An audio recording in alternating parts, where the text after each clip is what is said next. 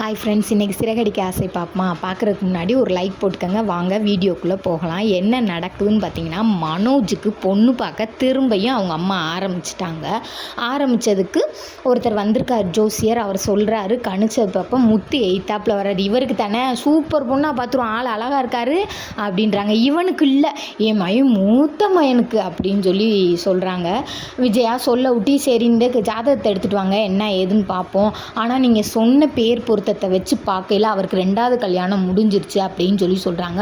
சொன்னோன்னே எல்லாருமே ஷாக் ஆகுறாங்க. வெளியிலேருந்து வந்த மனோஜ் என்ன சொல்கிறாருன்னா, இவர் கணிச்சதே தப்பாக கணிக்கிறாருமா, இவர்கிட்ட நம்ம ஜோசியம் பார்க்க வேண்டாம், வேறு யார்ட்டையாச்சும் பார்ப்போம் அப்படின்னு சொல்லி சொல்கிறார் மனோஜ். அப்போ ஜோசியக்காரர் சொல்கிறார், எப்பா நான் கணிச்சது தப்பானதே கிடையாது, உங்களுக்கு இந்த கட்ட பிரகாரம் பார்த்திங்கன்னா கண்டிப்பான முறையில் 2வது கல்யாணம் முடிஞ்சிருச்சு அப்படின்னு சொல்லி சொல்கிறாரு. சொல்லிவிட்டு திரும்ப ஜாதகத்தையும் எடுத்துகிட்டு வந்து கொடுக்குறாங்க.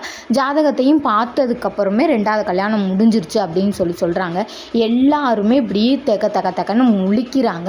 அப்போ மனோஜ் என்ன சொல்கிறாருன்னா, முத்து, மனோஜ், ரோஹிணி எல்லாரும் சொல்கிறாங்க, மீனாவும் சேர்ந்துமே சொல்கிறாங்க, வேணாம் இப்போதைக்கு கல்யாணம் என்னன்றதை அப்புறம் பார்த்துக்குவோம் அப்படின்னு சொல்லிக்கிட்டு இருக்கையில் பாட்டியும் மனோஜோட அப்பாவங்களும் வராங்க. நான் தான் சொல்கிறேன்ல, டைவர்ஸ் முடியட்டும் அதுக்கப்புறம் பொண்ணு பார்ப்போம் அப்படின்னு சொல்லி சொல்கிறாங்க. சரின்னு சொல்லிட்டு அவங்கவுங்க கலைஞ்சுறாங்க.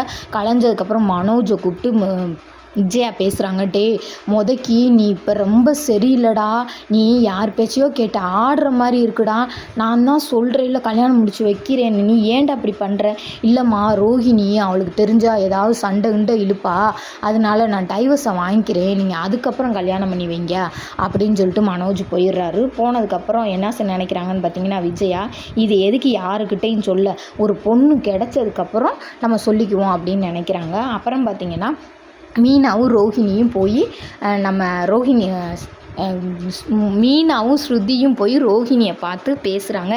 என்றைக்குமே உங்களுக்கு நாங்கள் துணையாக நிற்போம், நீங்கள் செஞ்ச தப்பு தான், ஆனால் இந்த ஒரு வயிற்றில் இருக்க பிள்ளைக்காண்டி நாங்கள் உங்களுக்கு துணையாகவே நிற்போம் அப்படின்னு சொல்கிறாங்க. அதோட நாடகம் முடிச்சு.